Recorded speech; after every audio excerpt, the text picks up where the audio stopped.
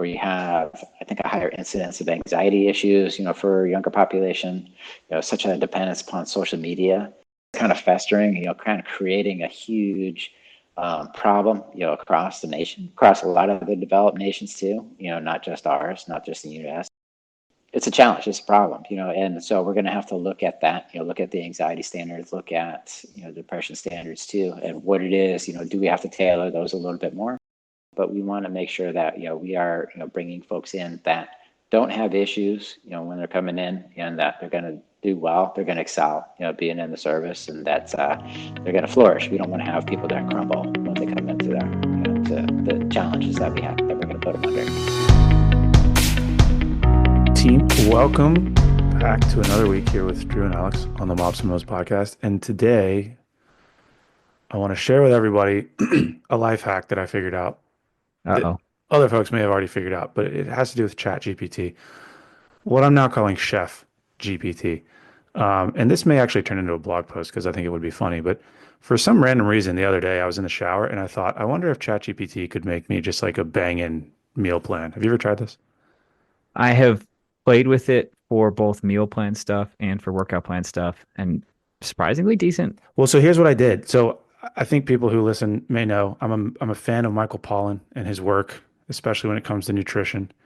One of his books is called Food Rules. It's a small book. I mean, maybe less than 100 pages, but it's a bunch of little quick, like quirky food rules. Like if your grandmother wouldn't recognize it, it's not food, that sort of thing.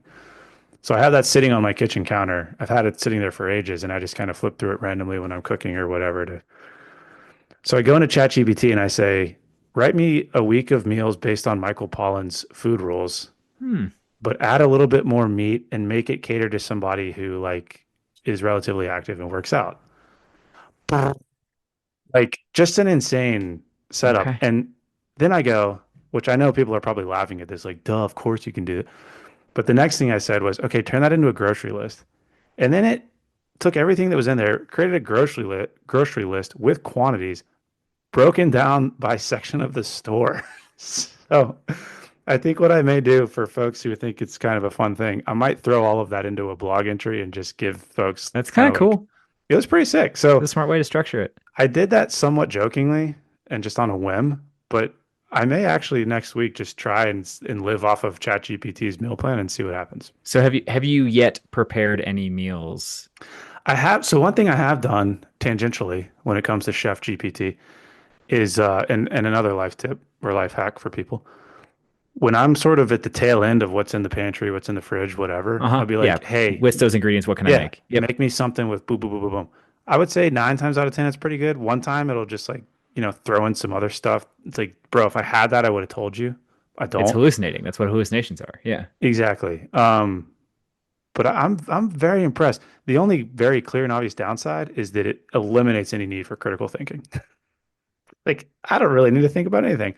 I'll just ask ChatGPT to write me a meal plan. So it feels like the opposite of mindfulness, actually. Yeah, 1000%. Sure. But it's cool. Okay. Do you have a transition? I have no transition whatsoever. I just wanted to share with our devoted listeners a life hack. And now, dear team, we will talk about who we're talking to today. Yeah, we may return to the Chef GPT thing at another time because it's vaguely interesting, but entirely unrelated to today's episode. Totally unrelated. We're mostly going to be talking about like the medical standards to get into the military, where they came from, where they're going, all the drama with those. And we have a guest who's exceptionally qualified to talk about that. Mm-hmm. Dr. Chris Meyering is a board-certified primary care sports medicine physician. He's a doctor. He attended medical school at the Arizona College of Osteopathic Medicine at Midwestern University and subsequently completed his family medicine internship and residency training at the Army Hospital in Fort Belvoir. Following a 2-year assignment in Germany, he completed a sports medicine fellowship, also back at Fort Belvoir, and he is certified by the American Board of Family Physicians with a Certificate of Added Qualification in Sports Medicine. He's also a fellow of the American Academy of Family Physicians. Chris retired from the Army after 21 years of service, which included 3 combat deployments to Iraq and Afghanistan as a battalion surgeon for infantry, armor, and field artillery units. Several key positions during his career were assignments as the command surgeon for the U.S. Army Training and Doctrine Command, which oversees all recruiting and training for the entire U.S. Army. And he was the command surgeon for the U.S. Army Recruiting Command, which made him the medical waiver authority for the Army. He was also the division surgeon for 1st Cavalry Division. Slip that in there. He's got a lot of credentials, man. In some not quite military career stuff, but also very relevant to this conversation, Dr. Meyering was the chief medical officer for the 2022 and 2024 DoD Warrior Games. He was the co-medical lead for the 2021 Invictus Games held at The Hague in the Netherlands, and for the 2023 Invictus Games in Dusseldorf, Germany. He's currently the chief medical officer for all upcoming DoD Warrior Games and is the medical lead for Team USA at the 2025 Invictus Games in Vancouver and Whistler, Canada. Maybe I should try and go to that.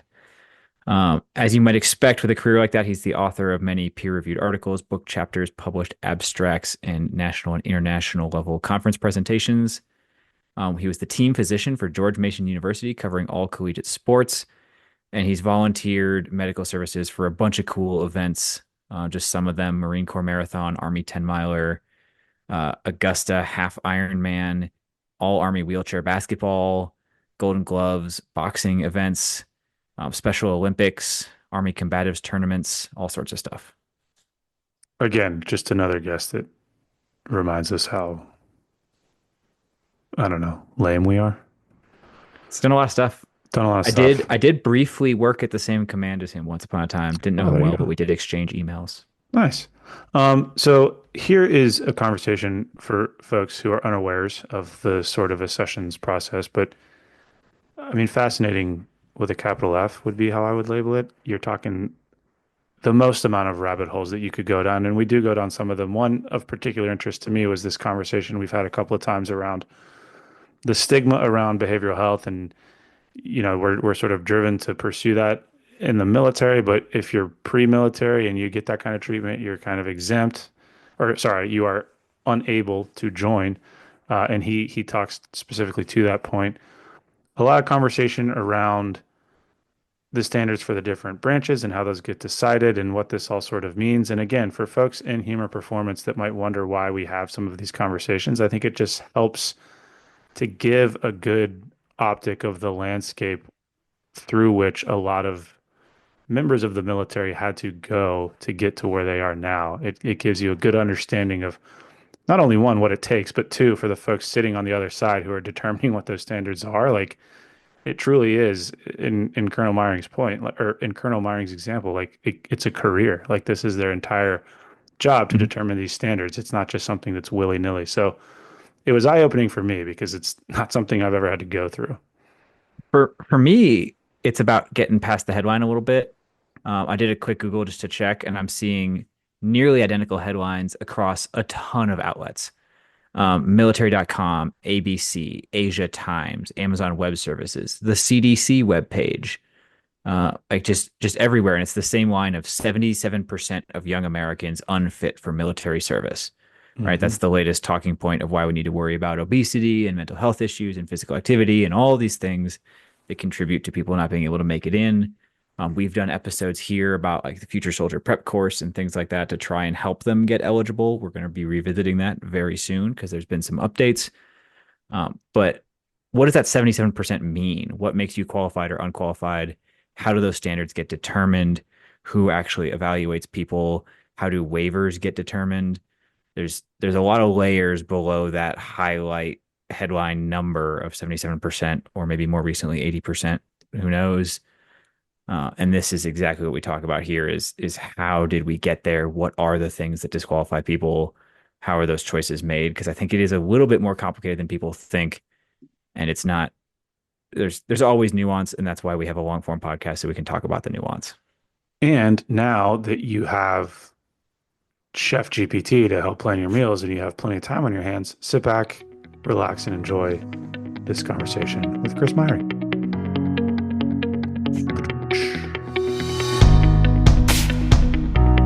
I guess as a way of kicking it off, because I am coming into this as the more naive of the two, I should say. Mm-hmm. But before you retired, What kind of Mhm. role or what sort of involvement did you have in the waiver process? More of what I had with the waiver process was just that as basically kind of as a like a tutor or a guide, for the the waiver authority, who was the USERAC surgeon at the time, based on my prior and then knowing that as a TRADOC surgeon, all the folks that are going to be coming into our training, the sites, those are going to be individuals, that we're going to have to, be working with, investing a lot of time and a lot of money and a lot of effort into them too. So making sure that, we held the standards the way that we wanted them, for the Army.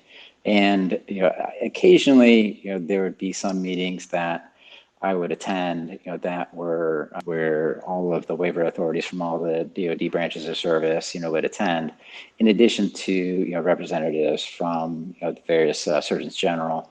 And then that's only if we needed to have a stronger voice, kind of amplifying what it is that we needed within the Army. Then I would show up to those particular meetings too, just to just to really kind of press the impact of what some of the things that were being done or said, we're having on the Army itself. Since the Army was usually the biggest player, we have the most sessions, out of all the other services too, that it was sometimes, I don't say that we're more important, but I mean, it is important, that, when we have a large number of folks that are coming into the fray, that, we want to make sure that, we have, good folks that are coming in too. And, why it is that we have the standards that we want to have set. Before we dive in a little more into your specific experiences and observations, I do want to set the table a little bit for the listeners, because I think some of this Mm-hmm. is information you might take for granted, but it'll help explain why we're having this conversation. And what I'm going to do is just kind of summarize a report that MSARA put out a few years ago. This is Mm-hmm. pre-COVID data, but it gets to the scale of some of the problems we're dealing with. So to run through it Okay. quickly, 1.35 million applicants received a MEPS physical between 2016 and 2020. 13 to 16% of applicants were medically disqualified, most commonly for vision stuff, musculoskeletal stuff, or psychiatric stuff.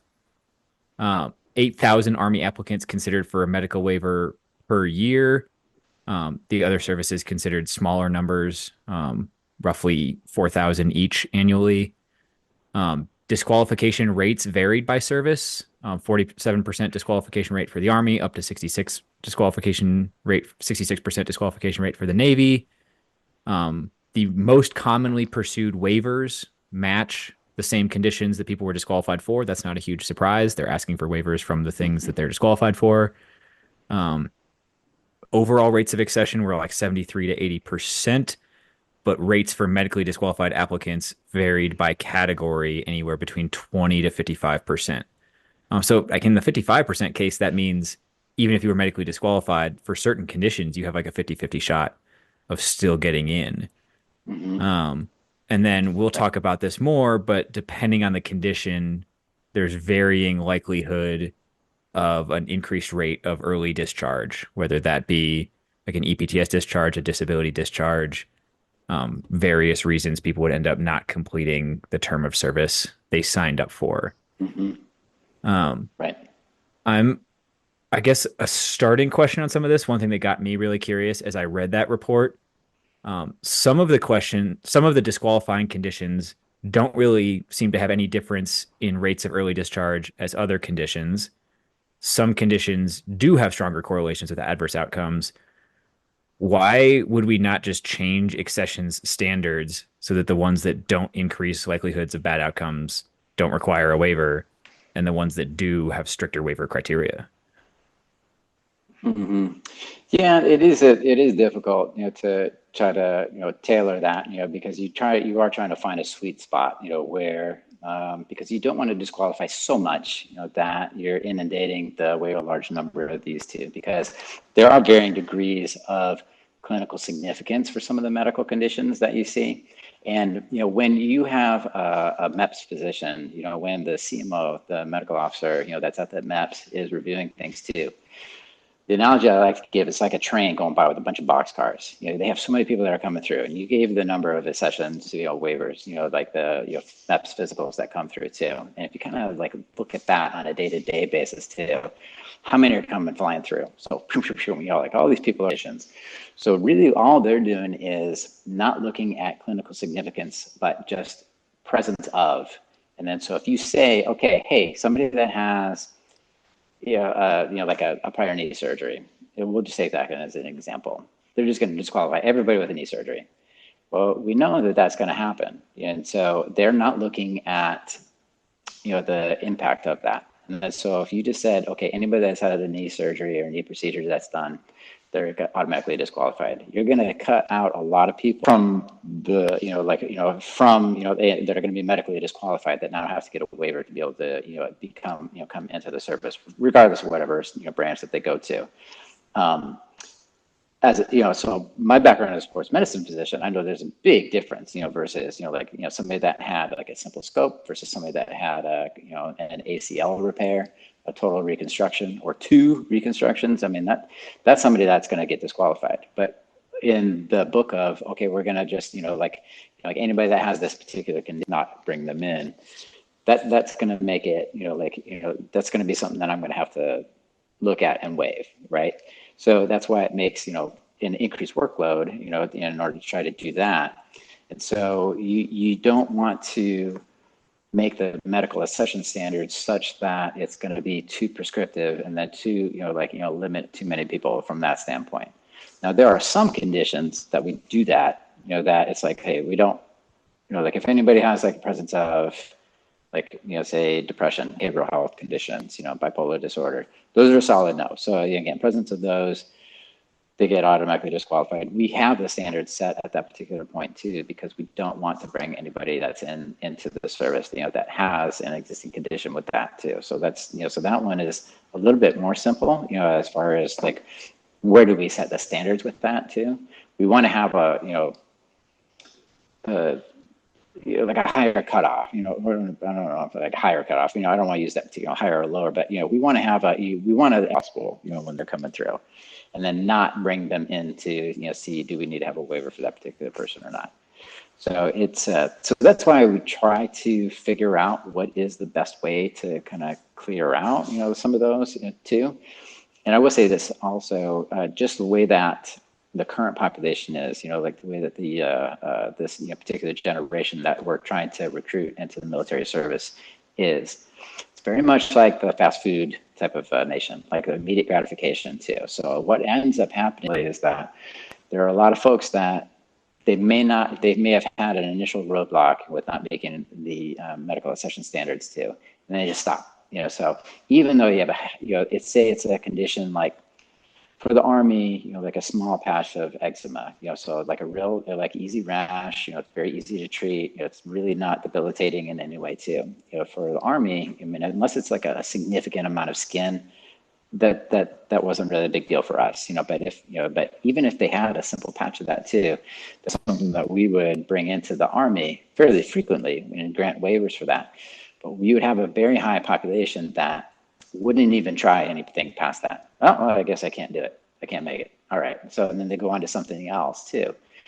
So we don't want to have that happen too, even though, again, it's almost like, well, do you try for somebody that's like that? Try for somebody that really doesn't want to give any kind of effort? Well, they're kids. I mean, honestly, there are a lot of people that are coming in. They've not, unfortunately, have adversity previously, and so having any kind of a roadblock in their way to do this sort of thing, they're going to just stop. And we don't want to discourage them, from continuing on too, because they may be a good soldier or sailor, airman, Marine, or coastie, when they're coming in. But so we have that issue too.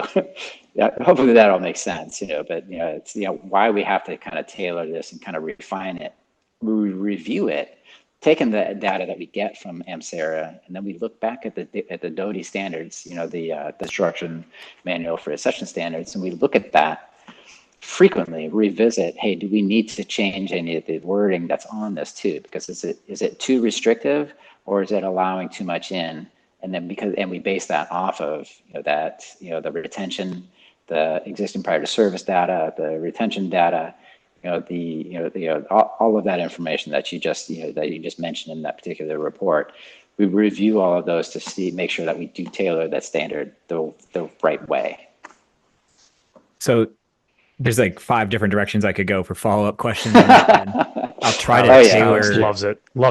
I'll try to pick a few fast ones before Drew probably asks some more in-depth questions. First one, having read some of the reporting on this issue, you mentioned certain prospective recruits who just stop when they get that initial DQ. A couple questions come to mind on that. One is, do you think it's well communicated to applicants that an initial DQ does not mean no, you can't serve? Like there is a process here? Because one thing that popped up in a couple articles where they talked to people about their experience, including recruiters, is that at different recruiting stations, there's very different willingness to even pursue waivers. Like some chains of command won't do it, some will. So it seems like some of these decisions are being made at kind of frontline recruiting offices to either pursue or not pursue waivers. So it might not just be the applicant. It might be whether they're even given a chance by the recruiter or that recruiter's chain of command.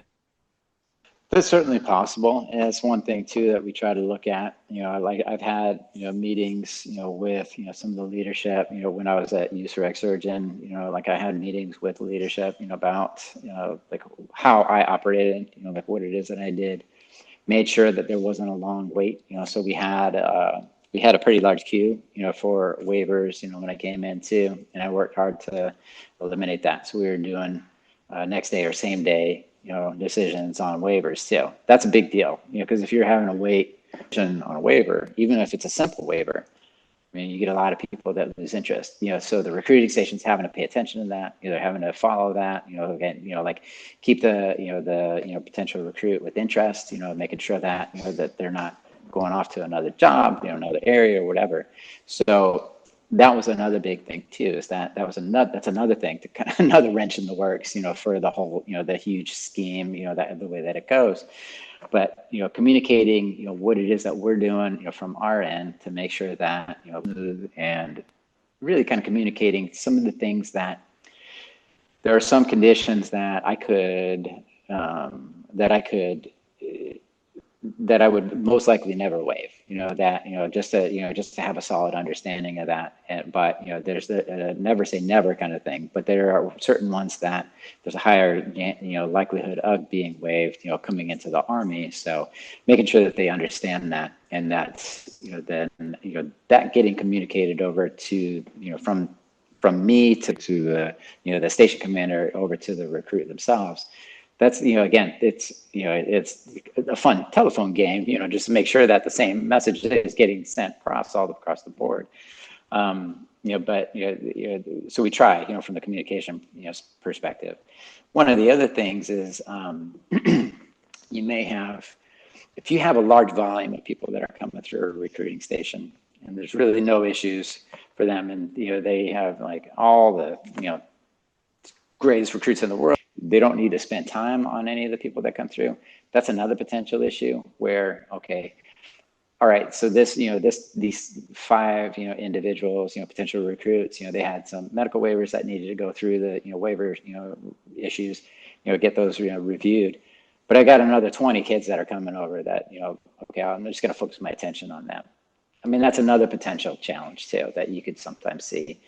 And again, we're not trying to dismiss the other 5, that have the waiver requirements, but at the same time, if you have, like solid kids that are coming over to you too, I mean, you're trying to bring in the numbers for the Army. You're trying to bring in the numbers for your station. And so it's, where you want to spend your time, where you're going to get the most bang for your buck. And again, it's unfortunate, that you might have some of those situations, because, you can have some of those kids that are just stellar, Americans, and, they're stellar, recruits, and they would do an amazing job. And, you want to retain them and keep them in the pipeline too. But, that's another potential. All right. One other quick hit question before I hand it over to Drew. Hopefully relatively quick hit. We'll see. It might be a rabbit hole. Sure. A topic we've danced around on this podcast before, we plan to give it a whole episode if we can get the guest we're going after, is just the the trend of over medicalization of normal phenomena, making more and more things diagnosable so we can prescribe pills and bill and all these things. And I think a Yeah. piece of that, I think that that phenomenon might be the strongest in the mental health space where and whether or not it's for better or for worse, maybe we're just creating more access to care for people who need it that would have been ignored previously. But certainly, I think there's evidence that diagnostic criteria have shifted. More people are getting Yeah. diagnoses who would not have previously. Are accession standards keeping Yeah. up with these shifts in diagnostic thresholds? Somewhat, yes. Yeah. So one of the big ones that comes into mind is the ADHD diagnosis. So that was a really tough one, for us, because there's a lot. It was super simple for a kid to get prescribed medications for that, for the longest time too. I see it in the records all the time. That's probably one of the main ones that I would see from the behavioral health side. Where kids gets labeled, hey, just because they're rowdy, hey, they get put on meds. Not to point fingers at particular schools, but sometimes schools would keep kids on a roster, for requiring like a special requirements, because they gain funding by doing that. And so kid may no longer actually need funding by maintaining them on that roster too. So it was really difficult, from my standpoint, because again, I think that some of these kids were at a disservice, because, they got prescribed medications, they probably didn't need any of these. And so you had to have them wait a little while. So the ways that I would typically do that is, going into, again, making sure that they were not on any kind of medication requirement, getting pharmacy records from years back, and then also making sure that they had kind of proof, if you will, where they had to prove themselves not requiring any special requirements to maintain a job, to maintain grades, within, college level, anything like that. If they could show that and they didn't have any of those special requirements, then okay, I think that was one of the kids that, probably didn't need those particular things.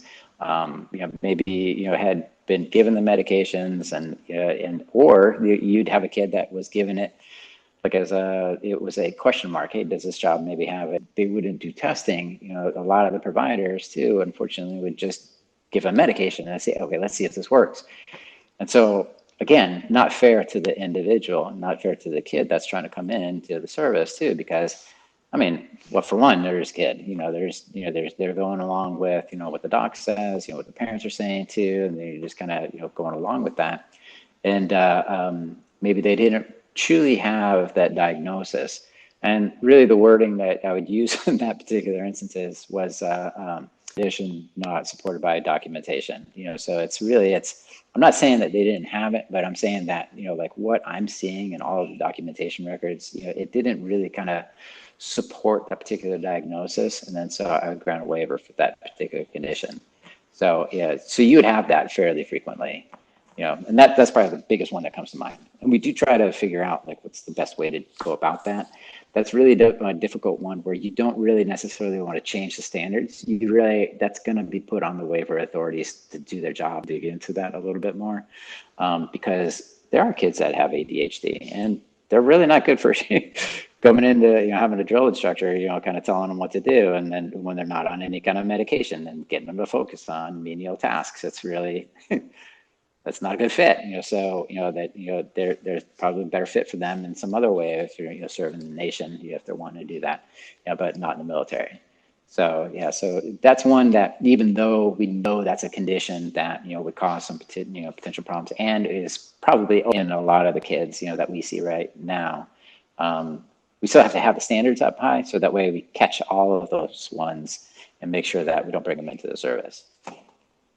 This is kind of, I mean, part of this is a follow on to the question that Alex just asked, but in looking at a lot of this material beforehand, I'm curious because the conversation around recruitment, all you really hear is that like there's not as many people interested in joining the military. And I'm curious from where you set, and again, kind of echoing the question that Alex just asked, is it that less eligible people are joining, or I want to try to phrase this the right way. Is the issue more of a less eligible people are joining, or more previously eligible people are just getting diagnosed with XYZ. Does that make sense? I'm trying to follow what you're saying. So like, so less eligible people are joining. So is it more, like it's have, some interest, and it's interesting the way that, accessions would kind of go along with what the economy is like, like how things are in the economy, when things are really tough, when it's difficult to get jobs, with inflation, being what it is, going up and everything too, you'll get more people that are interested in coming into the service. I think, with, you might have more people that are showing up that maybe wouldn't have tried because they thought, oh, I'm definitely not qualified to be able to join the service too. And then so you might get more applicants that, maybe they're a little bit older, but probably wouldn't have tried that route, because they're just trying to find out other some options for themselves too. So you may have an increase in an uptick in the number of people that don't meet medical standards too. So I think that, the number of people coming through, and the MAP stations, that would be the one to kind of look at, like what numbers of physicals are going through, because there's a lot of those too, and then, again, what numbers of waivers are coming through, and then what the, the accession, like the great waiver grants, that are being given, versus, the ones that are being declined, so you probably see an increase in some of that, as times get a little bit tougher, like on the economy, you probably see a little bit of that. Mm-hmm. I think, one of the phenomenons that I was kind of seeing too, and I spoke about this when I was user surgeon and then a trade doc surgeon too, you have kind of an interesting kind of like polarity in the type of applicants that come in too. You get a lot of kids that, they're, the high school athletes, they're, doing a lot of, like great athletics, and they're just, they're just not going to go into college, they're not at that level, but, they played in a lot of sports, very super active kids. And you also get a lot that are coming in that haven't done anything, they have not been, doing much, from the physical. And so, so you have an interesting, difference, in some of these groups, that are, coming into, that are applying, to join the service too.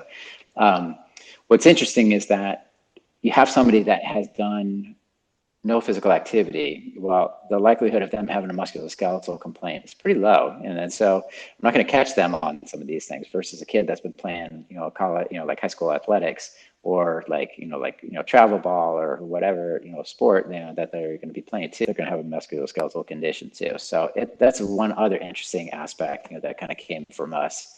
When we're looking at, some of the folks that are coming through, like who do you catch? So that part's difficult also, and I know that's not exactly kind of going off of what you're, I was, the exact question that you were going by, but it's just, kind of an interesting thing that I've been noticing for the type of people that are coming into the service, that are wanting to come into the service. No, it's perfect. I'll back us up just a little bit because I think some of our future questions need a little bit of foundation built before we can ask them. Sure. There's accession standards that determine whether people are qualified or disqualified, and then there are waiver criteria that determine whether people get the waiver or don't get the waiver. How are those standards established in the first place, and have they evolved over time to match some of the trends observed or whether they were effective previously, things like that? Yeah, so the accession standards, it's a Department of Defense instruction. I can rattle off the number, but gosh, I think it was like, we'll look it up, but actually I may have it, like here too. But it's one of those where there's accession standards, that are all established, 6130.03. So that one is reviewed. They're agreed upon terms, like for any type of a condition that you can think of. Really, this is a standard of make sure that folks that are coming in don't have these particular medical conditions. It's not something that's going to be worsened by joining the service. This is going to be things that these individuals are going to be able to complete their terms of service, their initial term of service. We're not looking at kids, making sure that they can go through 20 years. We just need to get them, okay, whatever their initial signing is, we just got to make sure that we get them through that 4 years. and that this isn't something that's going to require a significant amount of money or time lost by investing in this particular individual. So if you have a medical condition that I know you're going to be absent for a couple of the years of your 4-year term, I'm not going to bring you in. You're not an ideal candidate because I'm going to lose 2 years of your 4 years. So why should I bring you in? So all of those standards are agreed upon. We have meetings, quarterly meetings, with all of the branches of service. There's the waiver authorities that are there. There is obviously I want to say AMSARA. They're there. And then we have all of the Surgeons General. Their representatives are present too. The only voting members are the Surgeons General. Their representatives. You can provide input as a waiver authority, for a particular service. But as far as for voting on any of the particular items or changes on any of the DOTI, that's only those services. The Surgeons General representatives and our representative. I want to say they were just reviewed and just changed again. I think last year, 2024. But they periodically look at it. If there is a certain condition that comes up, where there's something that was a little bit more prevalent. One that comes to mind too is sickle cell trait. That was something where we needed to meet. Everybody needed to meet and then know, hey, is this something that is a disqualifier or not a disqualifier? Because individuals with sickle cell trait, they have potential for, under a certain amount of duress, that can occur during the military service too, where they can have, it can even lead to death, but, where you can have like severe pains, like collapse, that's, and that comes from like overeating, and, overexertion too. So we needed to know, okay, do we need to, add this particular standard in? Do we need to, restrict people from coming in that have sickle cell trait? So that was all looked at. That was all reviewed too. And everybody, we brought in subject matter experts that were on that, and then, and reviewed it too. So there is a particular standard too. Now, that's all agreed upon across all of the services. Now, there are some conditions that really preclude service in the Army, but the Navy is fine bringing those particular individuals in because it's not an issue for them, because they don't have it significant for them, in the conditions that they are usually in. Versus, the Marines, versus, the Coast Guard, so all of us, as the waiver authorities are allowed, are given, the ability to give waivers, off of, that general standard. So that's a catch-all, standard is using the DOTI, but then, each of the services can then allow or increase, the amount of individuals that have a particular condition based upon the requirement, not really the requirement, common stressors are, and requirements are for, that particular branch of service. So, like Army, like I was always aware of, hey, if somebody has a particular shoulder condition or like a, a collarbone problem or like a surgery that was done on there too, or hand conditions, again, you have to have, fully functioning hand because you're gonna have to grip a weapon, to be able to, and you have to hold on to that and be able to securely, and do that. Also, everybody's gonna wear body armor. So you have to be able to wear IOTV. You have to be able to wear a ruck, all of that stuff too. That's not something that, maybe the Coast Guard doesn't, they don't wear that as much. So they don't really care about, some of those things that I know, based on my prior, experiences, I know are a big deal, that's gonna make it very difficult for you to be able to be a soldier. But that's not something that, that's going to keep you from being an airman or a sailor. It's just because the branches are different. Not because one's better. We all have different stressors that we put on our bodies as we go through our service. Did I cover everything on that? Well, I'm about to take you a little bit deeper, because talking about the differences between branches, I think, is one thing.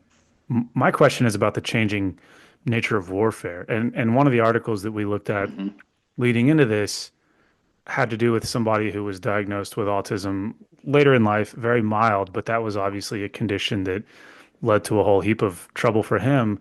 And his point Yep. was that the type in some cases autism can be very beneficial when it comes to working with computers, crunching numbers, yada yada yada. I realize I'm painting this with a very broad brush, but my question is the Okay. changing nature of warfare. It sounds to me like a lot of the waiver process is through this lens of here's a gun, here's a rock, go march into combat, which sure is kind of the nature of the army, but there is that element that we see now in this modern battlefield, so to speak, of cyber warfare, these other elements where you may not necessarily need to have those skills, you can be useful in other ways. So Mhm. getting down to it, how is the changing nature of warfare accounted for when it comes to these sorts of standards? Yeah, no, I mean, it is a great question too, because I've got that a lot, where, you have certain individuals that come in, they have particular condition. They're like, okay, well, I can't do these 10 jobs, but I can do these two. I mean, I can do this fine. The way that it works, and then for the Army Reserves, it's when they come in for sessions, it's can you be a soldier regardless of what type of job I put you in? Can you do that? Yes or no? National Guard is a different story, and I'll get to them in just one second. So while you may have, a particular condition that's conducive to cyber warfare, as an example, using the computers, doing deciphering, we have our language art, language schools to that, I still have to bring you in knowing that for you to do some of these other basic soldier tasks, you have to have that, capability to do that. Because one of the things, that we discovered, and I mean, again, you look at me and you think, oh, okay, well, he's a doc. I mean, he only had to do, kind of hang out in the hospital. I was in some rough areas. I mean, I was wearing IOTV. I was walking out with the unit, in some pretty bad spots. So I still have to do all of those soldier things too, even though I'm just a physician. But even though I'm a physician, even though I'm the battalion surgeon, I'm still walking out to get over things. I still have to get through obstacles. I still have to, know how to fire my weapon, because if I get in a firefight, guess what? I mean, that's great, that I'm not, that's not my main job, but I really got to know how to do all that stuff. And it really does, we don't know what the next, combat's going to be like. Most, unfortunately, we did have a lot of coin operations again, so counterinsurgents, type of operations. And so it really kind of, made it so that way where not everybody had to do some of those things. But, one of the things that was discovered from that is that we didn't have like these big bases, like with this rear like this rear, echelon, type of groups, that could just kind of hang out, and that it wasn't at any risk. And instead, we found that, okay, we're this more like these little pocket of bubbles, almost like, like the bubbles in a soda water in a soda, like we're completely surrounded by everybody else too. So there's really no safe area, that kind of, and so everybody had to be their jobs, when you're going to be moving from point A to B, there's a chance that you're going to be coming under fire. And then so you have to be able to react. You have to be able to do stuff when you're in those particular situations. So really, it's from the regular Army's perspective and Reserve Army's perspective, we have to, assess, bring people in just based off of, can you do all these soldier duties?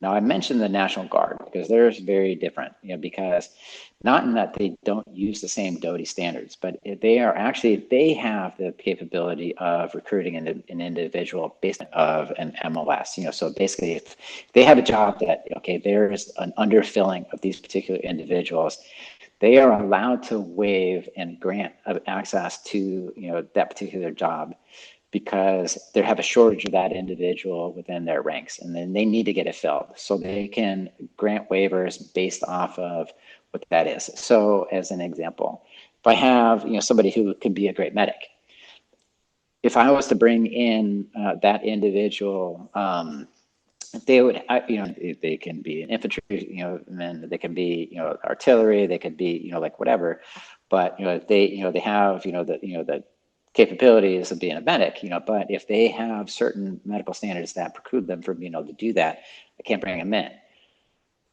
National Guard can, because, the way, because it's not on a national level, it's on a state level. I can't, if I have a shortage of, I'm just going to use medics, medical, but if I have, or like cyber, cyber warfare folks, if I have a shortage of I can't say, hey, Florida, let me borrow some of your cyber folks too. I see you have a surplus of them. You can't move them over because they're Florida residents. They live in Florida. They're part of the Florida National Guard. Texas has their own National Guard.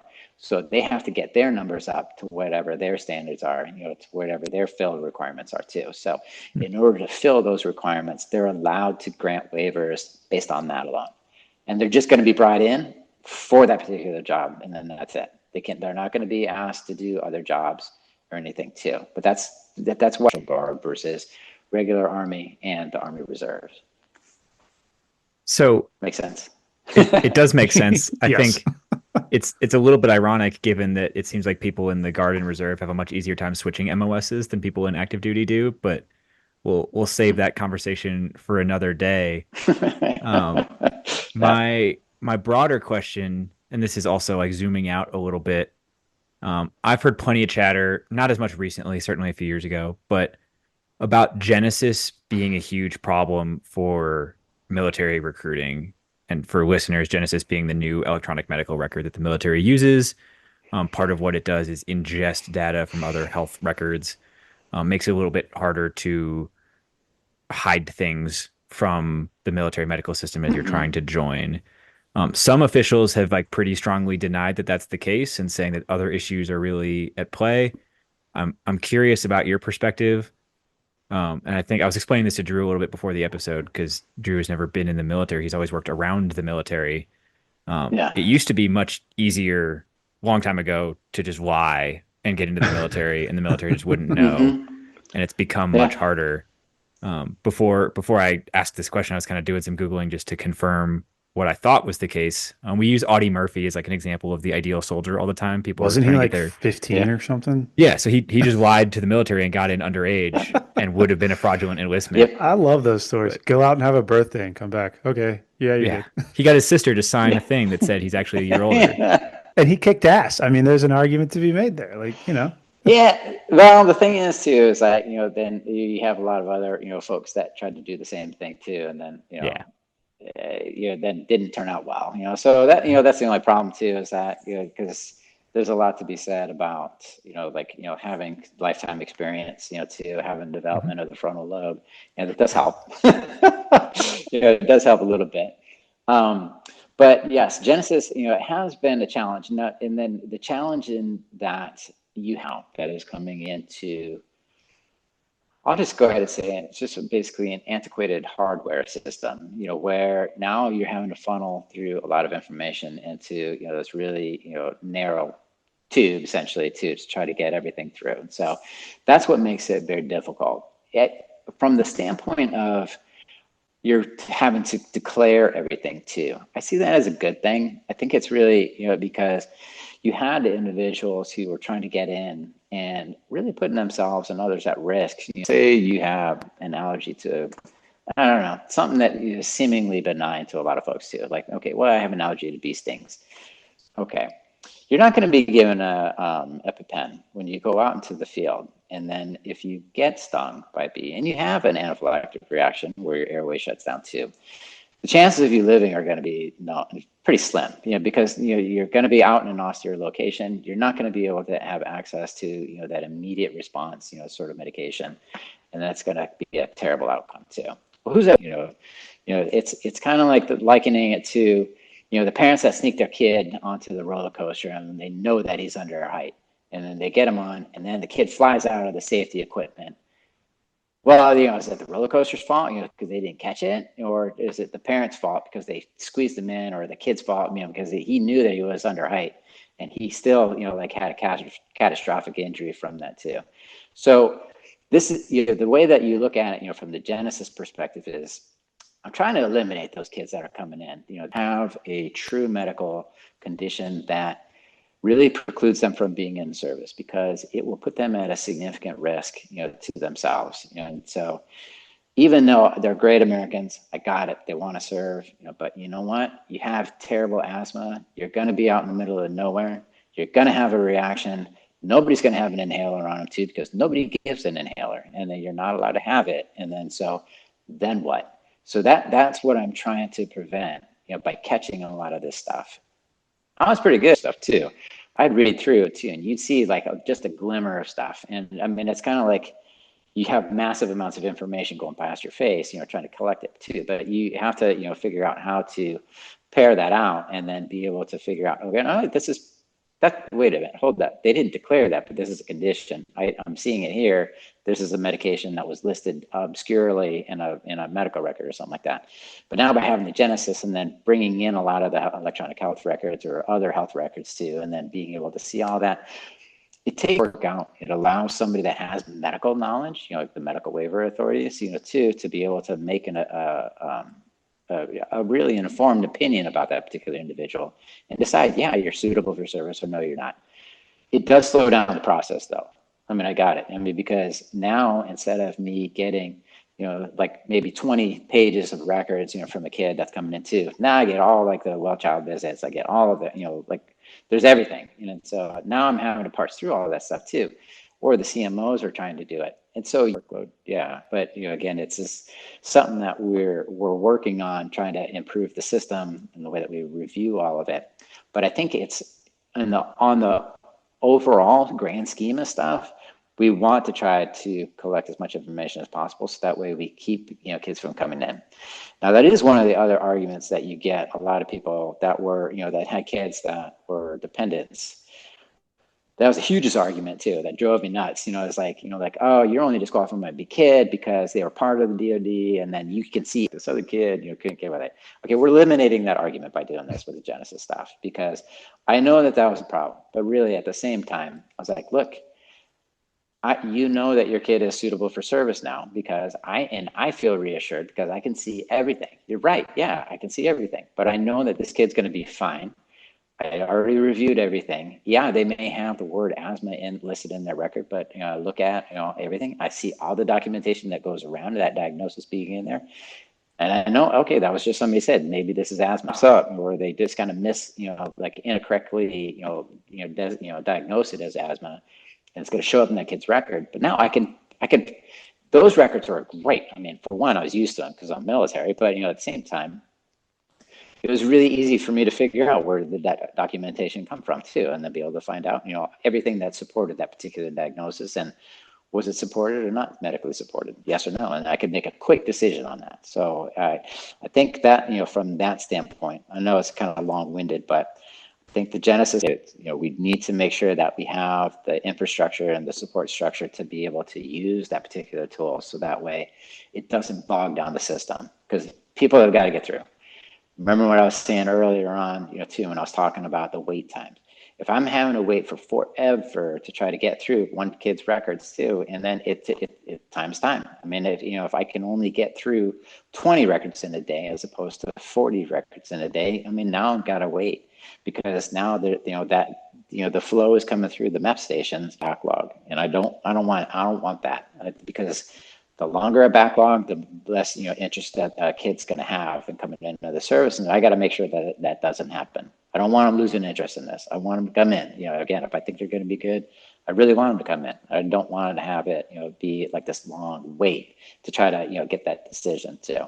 So that's why the thing is like, yes, keep the system, but yes, improve the capabilities for us to be able to review it and improve the infrastructure so that way for us to get through it.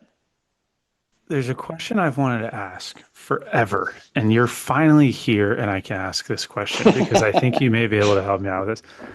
And there's going to be some context here, some background. So where I sit and where I have sat for years within special operations and conventional military is kind of in embedded human performance, where the whole idea is to change the stigma around seeking care, whatever that care might be, working with a strength coach, going to the physical therapist. A big one is going to seek mental health help. We've encouraged folks to do it for years. We want people to seek out behavioral health. I'm curious though, because what I've been told kind of on the other end of that is if you have ever sought behavioral health prior to joining the military, you can't join. If you've gone to see a therapist, if you have some sort of behavioral health condition. And I just want to see, like, one, is that true? Two, if it is true, how do those two, I guess, seemingly disparate ends of the conversation coexist where, hey, don't seek therapy if you want to join the military, but hey, once you're in the military, if you're struggling with something, please go seek help. Like, Yeah. how do those two things jive? Yep. Yeah. No, it's a great question because it is a big challenge. It's one of the things that, like I worked on a lot when I was a trade doc surgeon. How do we improve the behavioral health care? How do we address that? So I'll go back to the first, parts of the question too is if you seek out behavioral health care, prior to joining military service, are you disqualified? No. So there are medical conditions that are allowed. And then, there are, again, certain conditions too, again, where it's like adjustment disorder. Even if you had depression in the past, you've gone through, a period of counseling, and there's a time limit on the length of time for the counseling. Again, that where we would say, yeah, okay, it's okay for you to come into the service, or no, you're having to maintain that for a really, really long time too. So that's not a good fit, because that's something. It's another medical treatment that we know is going to get stressed. When it's a medical condition that's going to get stressed when you come into the service too, and it's going to be something that's going to limit your ability, to perform your job and limit the amount of time that you're going to be in your duties. So yeah, we wouldn't bring that particular individual in. Now, somebody that has just 6 months of counseling, because they had a particular incident, or they have, several episodes of, requiring some counseling, some behavioral health treatment, they can still be let in. So that's something that I would have to look at as a waiver authority too. One of the big ones, that has come up too, is that you do get kids, there's court-ordered counseling, too. And so, that time limit that I mentioned too, for some of the kids, the window, because sometimes, again, parents, who are divorced, then they could have, like a kid that, they're having to deal with that, for maybe 6 years. So that time limit doesn't necessarily, limit them from coming into the medical service, a military service. But yeah, so you can come in, having had counseling, having had behavioral health, things that are across the board, that really kind of limit your being able to come into the service is, suicide attempts, hospitalizations, for, suicide attempts, hospitalization for, significant behavioral health challenges too. Those individuals, you really have, there was something that's really going on with them too. And, that's a particular, level of behavior. It's just, we don't want to stress that particular individual out, again, into another situation, where, hey, now they're going to, attempt that again, or, hopefully, not complete it again too. But, but those are particular instances where, hey, if this is the case, that's just not a good fit for us. That's just not a good case, a good fit for military service. You just need to look, if you're looking to serve your nation, look to serve it in another, capacity, being a, government service employee, being a GS employee, being an army, something along those lines, that'd be probably a better fit. One that did come up, was, where, self-harm, so not suicide attempt, but like if you try to cut yourself one time, or if you tried to cut yourself, or burned yourself, that was one that came up, actually when I was the USREC surgeon too, and we drew a little bit of fire with this, because it did disparaged us, in the USA Today, and wrote a bad article about it too, which you guys may actually recall that too. I think it was in 2017, something like that too. USA Today, kind of put out, that we were bringing in people with bipolar disorder, all kinds of medical conditions too, which was not the case. That was not the case at all, but it was, something where the chief medical officers at all the MEP stations had to ask them, what is it that you want for some people that have behavioral health conditions? What do you want us to do? And I said, well, if you want me to consider somebody, that has this, I need a current, psychiatric evaluation. I need to have, documentation of all medical records, all documentation of all pharmacy records. I need a lot of stuff. But anyway, to the USA Today thing too, that I said, if you want me to consider this, was bring them in and I'll let them in, kind of thing. So it was kind of like, oh, that was unfortunate, but that was one of my first, episodes of dealing with the media. But but really what ended up happening is like, so for individuals that did self-harm, they were an absolute no. They were absolutely not allowed to. And what we kind of realized was there's a lot of kids that do stupid stuff, when they're like 10, 11, 12, where they, like maybe they put a cigarette lighter, heated it up and burned their hand. That's a self-harm according to the DOTI. And then so we're like, oh, what happened to you? Like if they made a smiley face burn on their hand, then they would be disqualified automatically. So we're like, well, we were trying to figure out how do we let those individuals in, even though they did one stupid thing, like that. Or, somebody says, hey, you should try cutting yourself. It'll make yourself feel so much better. So they make one line on their, like a tiny line on their thumb or their arm or something like that too. Solid no, that's because that's a self-harm. And so we had to kind of figure out how can we let some of these individuals in, they did something stupid one time and then it was never again. Those are the individuals that we said, okay, you need a full psychiatric evaluation. We need to have, documentation of the records too. I need pictures of everything too, just to know that this is only a single time too. And then, those particular individuals we could bring in too, even though that was in the behavioral health standards, within the DOTI, it's still something that we would say, okay, they were 12. They really didn't know what they were doing at the time too. Okay, that's not a common thing. That I've also had the people who try to get in from self-harm waivers too. They have like a whole forum of cuts. That's not let in. Those individuals, that's a perpetual behavior. That's not a I just wanted to try it thing. That is something that is they are doing that over and over again too. Those individuals are not granted waivers. They are not brought in. So stuff like that. So. Long answer to yes, you can have counseling treatment and still get into the military service. We do consider all of that. We do have to look at the diagnoses that are given. Somebody can be given a diagnosis of depression, and then looking back on it, again, this is what I was saying before too. Medical condition not supported by documentation, and that's where the Genesis thing comes really into play, because I get all of the information. I don't get like 2 sheets out of a 10-page document. I get everything. And, it's, I can see, that was really an adjustment disorder because, parents divorced, something like that's actually adjustment disorder. That's not supported by the documentation that I see. So that waiver would be given. The problem is, like when you look at AMSAIR data and look at all the data, they don't change the word that it's depression. So it looks like I'm granting a waiver for depression when I'm not. I'm actually, this kid never had depression. They come in. But the only way to get around the system, the way that we have it in place, is I have to grant a waiver for depression. Kid doesn't have it, but it's given. So to the Army, Secretary Asper at the time, like, what are you letting in? I said, well, I don't let anybody in that has depression, sir. It's, Mr. Secretary, this is absolutely zero. And so this is, and this is the reason why.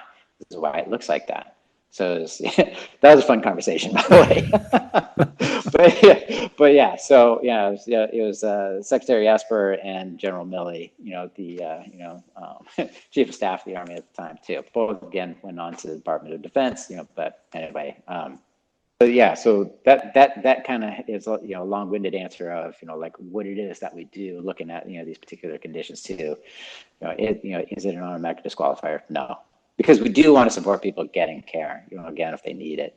I think this is going to be a particular challenge for a lot of the providers as we're coming in. I think, again, the episodes, that we have with COVID, where you have, I think, a higher incidence of anxiety issues, for a younger population, such a dependence upon social media, looking at it's kind of festering, kind of creating a huge problem, across the nation, across a lot of the developed nations too, not just ours, not just the US, because I talked to actually all of the, some of the folks like in Great Britain too, they're bringing in their folks too, like their standards, like what they're doing for behavioral health too.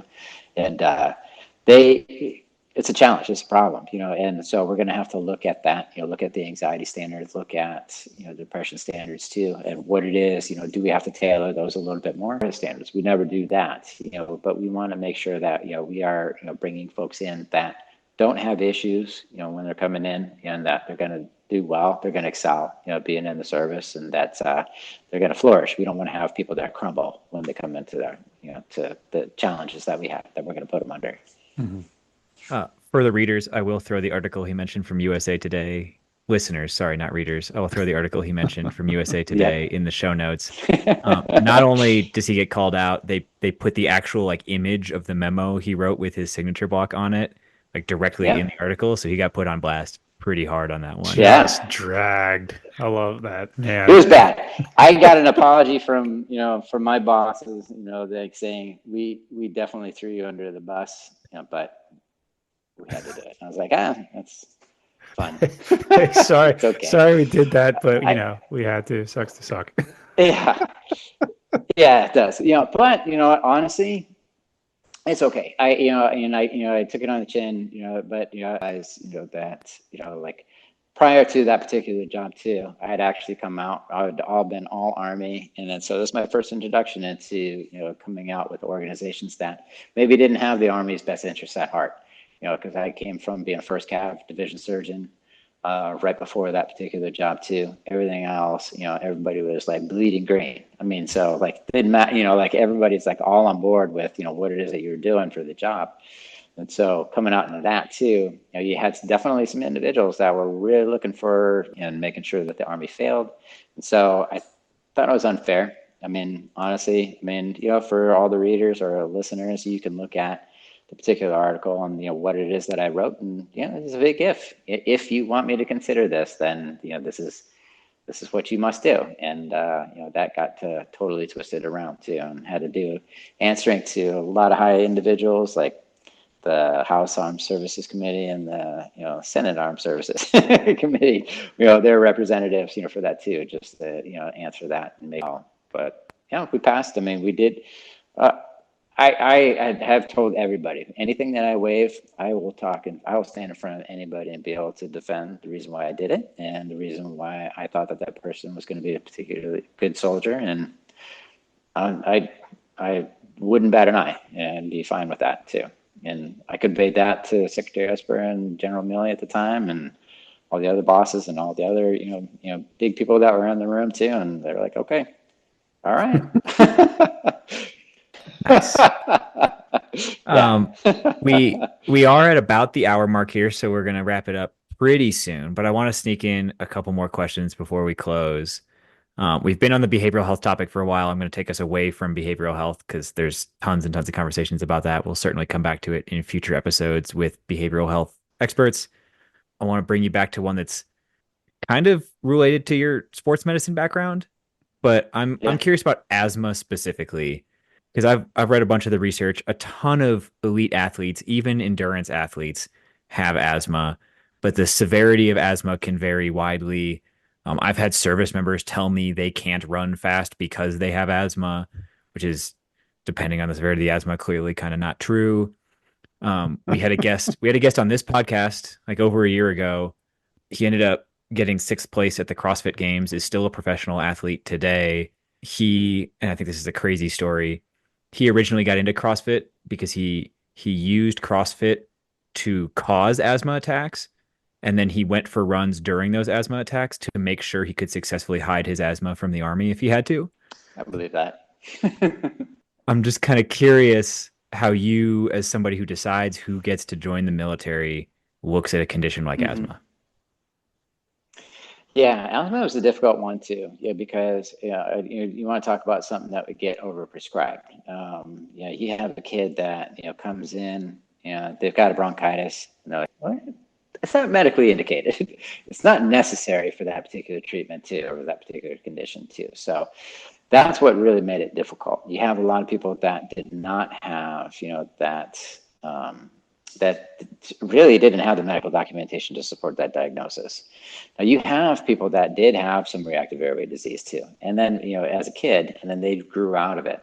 So it was something too that I do take to heart too, because remember that one in particular example, that I gave where you're out in the field and then you have an asthma attack, because like maybe your reaction is to certain pollens or whatever, and then now you're getting hit, so, or you have a dust storm, and then now, that's your trigger, so really, if I had somebody that I said, you know what, this person really has a diagnosis of asthma, and but they haven't had to require any medications for several years, let's take a look, so I'll have to do a methylcholine challenge too. So I would have them, that is something they would write back to the chief medical officer is, hey, this individual needs to see a pulmonologist. They need to have a methylcholine challenge test. So for those who aren't aware of it, it's a, you go to a breathing test and they purposely make you breathe in a noxious substance to try to induce an airway disease reaction to see like how significant that is.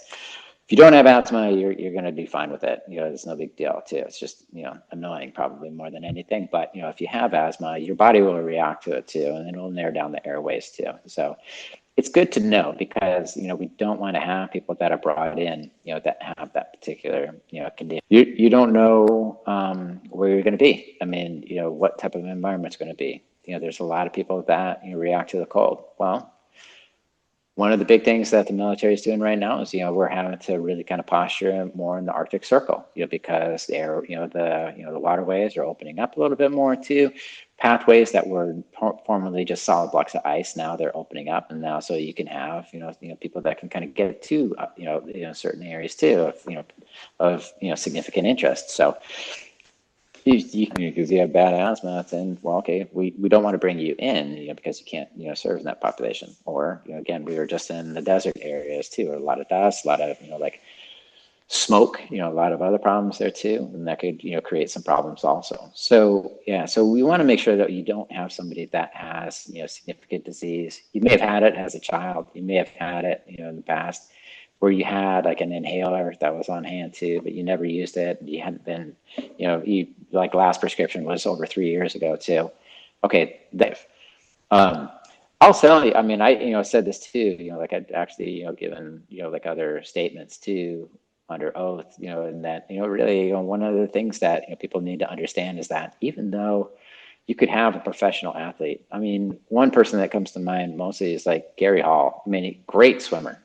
Phenomenal swimmer, Olympic level. He had bad asthma. He was always having to take inhaler, use this inhaler right before he'd do a race too.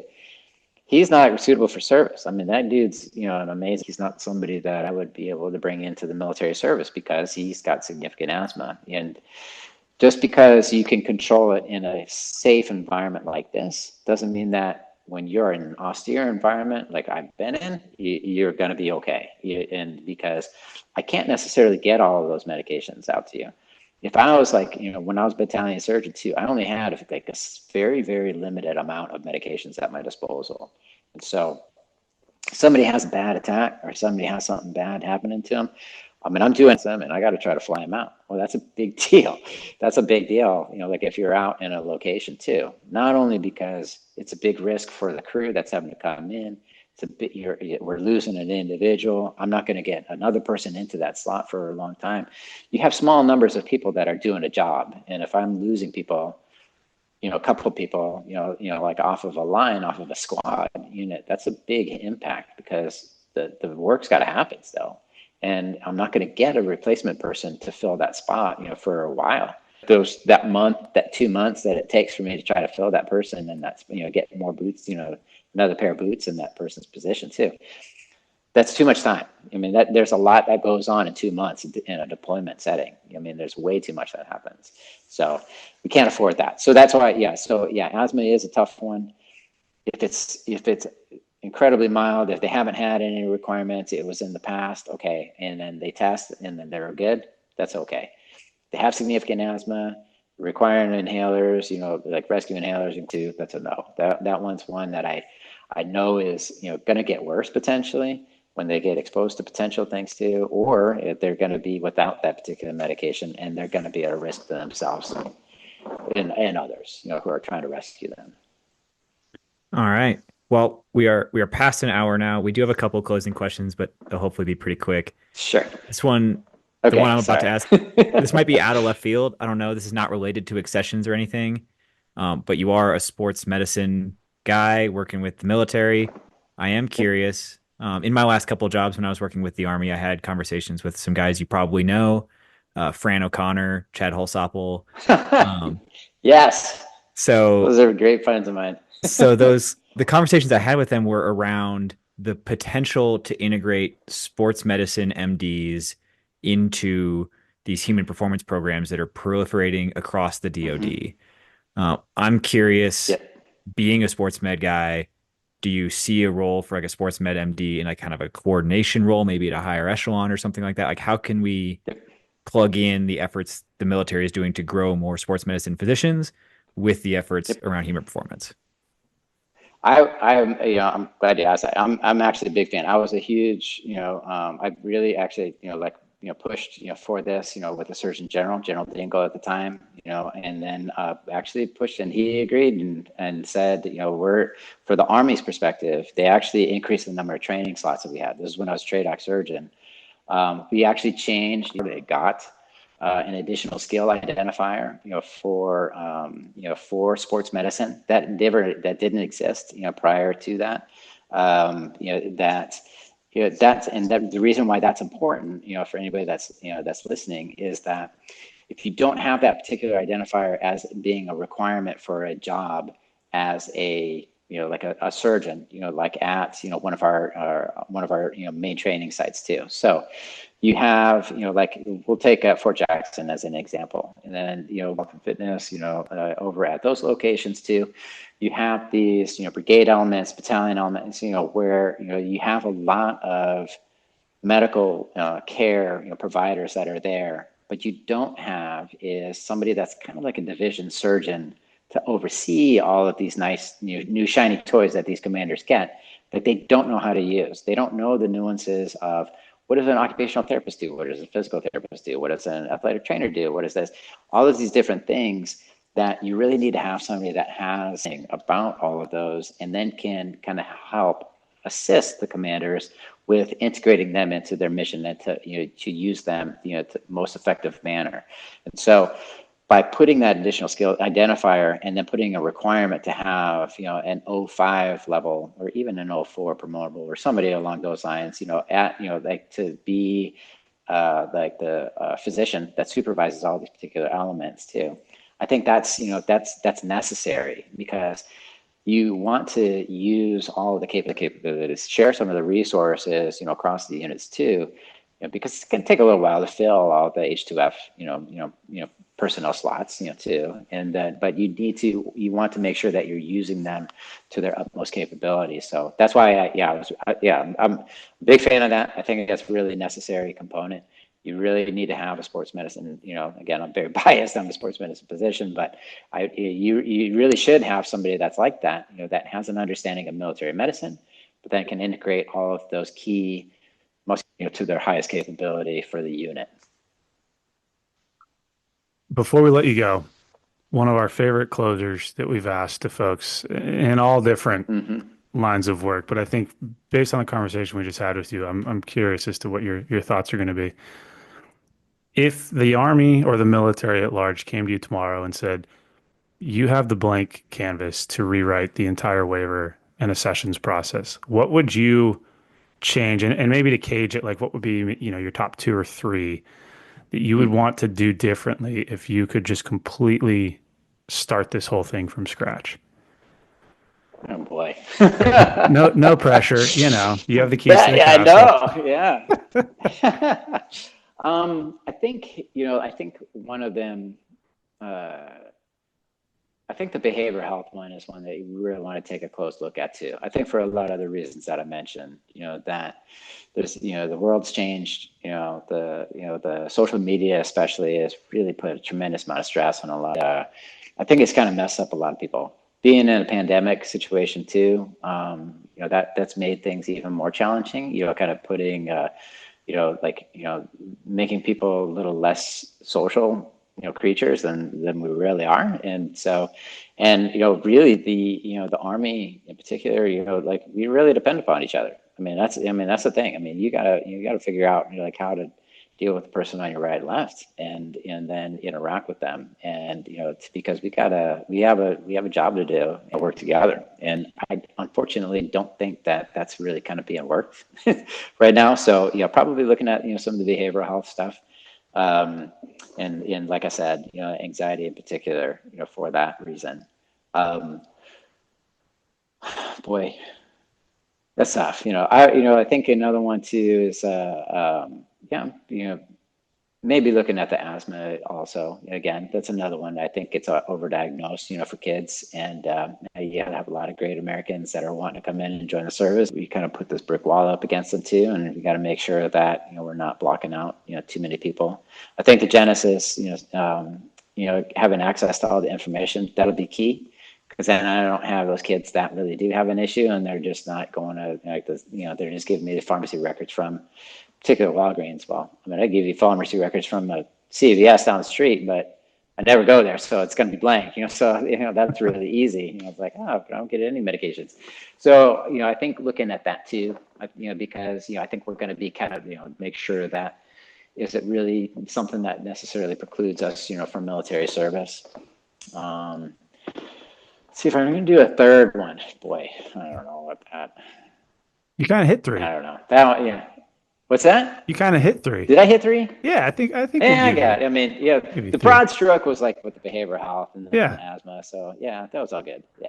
No, that was perfect. Well, hey, thank you so much for coming on and having this conversation. I know that, like we mentioned, this is something we've been pursuing for a long time, especially with some of the behavioral health stuff. So really appreciate taking the time.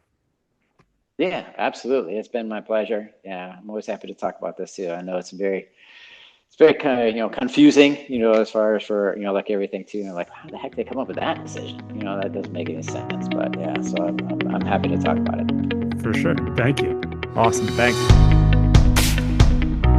Team, welcome to Closing Thoughts with Drew and Alex, following our discussion with Chris. I have to say, you ever notice that you say during like the specific phrases that you say to start every segment?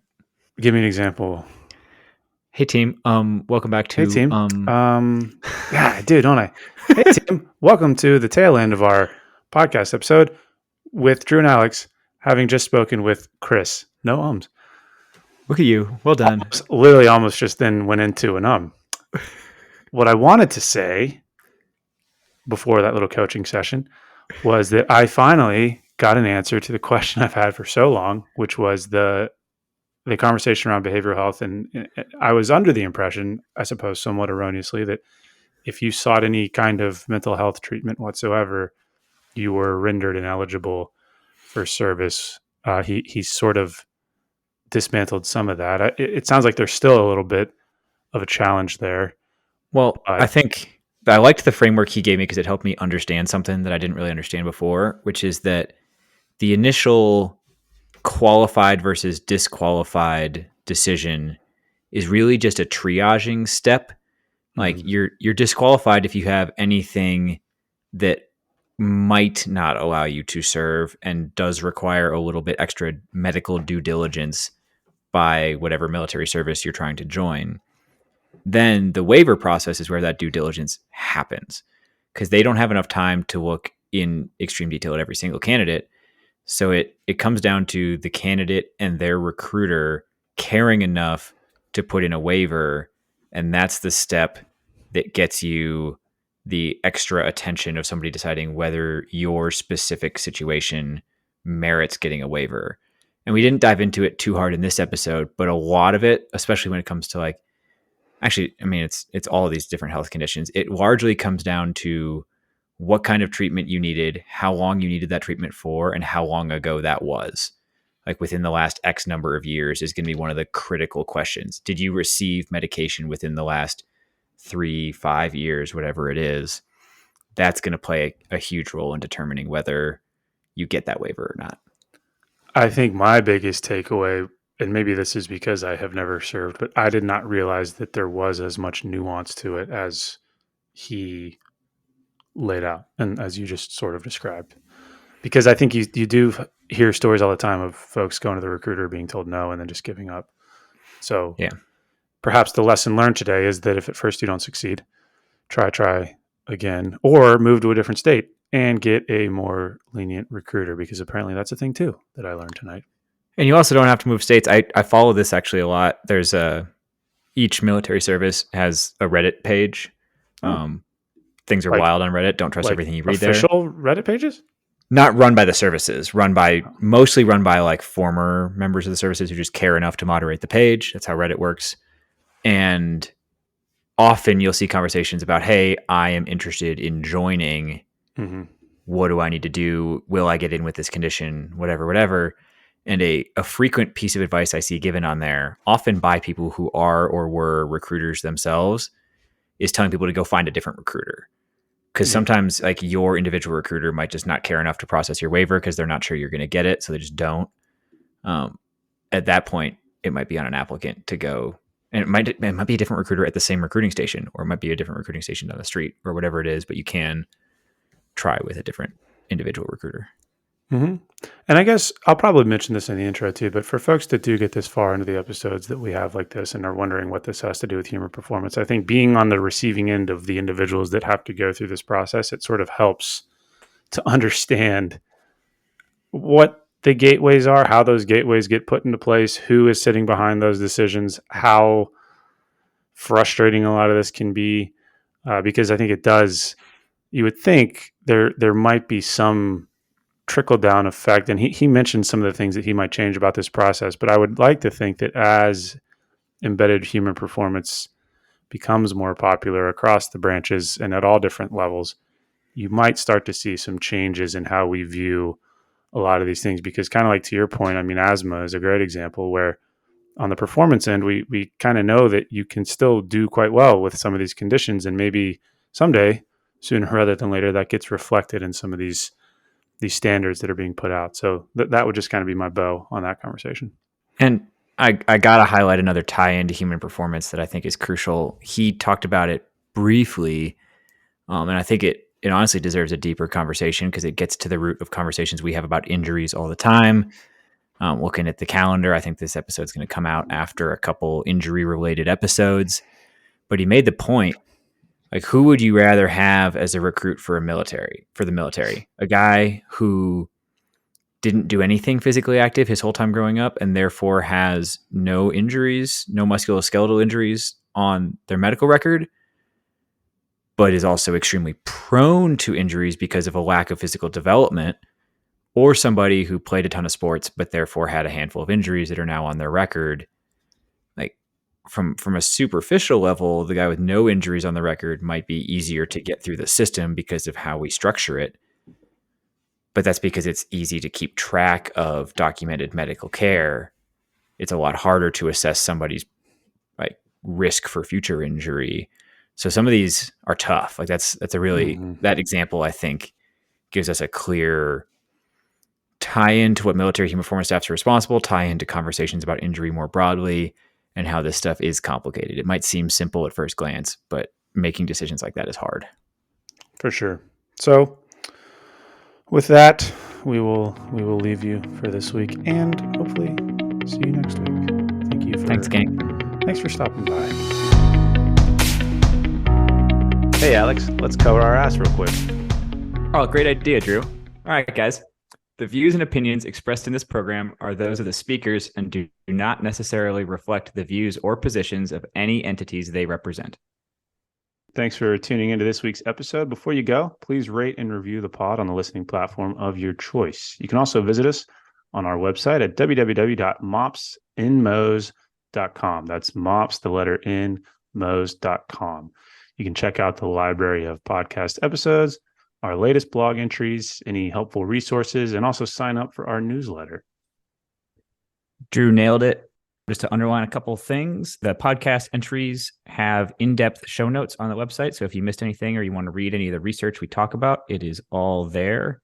You can At the bottom of the website, sign up with your email and receive future updates from us. The blog posts go a little bit more in depth in kind of written form on a couple of topics we get questions about all the time. But most importantly, I just want to ask all you guys, our best way the word gets out is absolutely word of mouth. So tell your friends, tell the people you work with, anybody you think would find it useful. Thanks for spreading the word.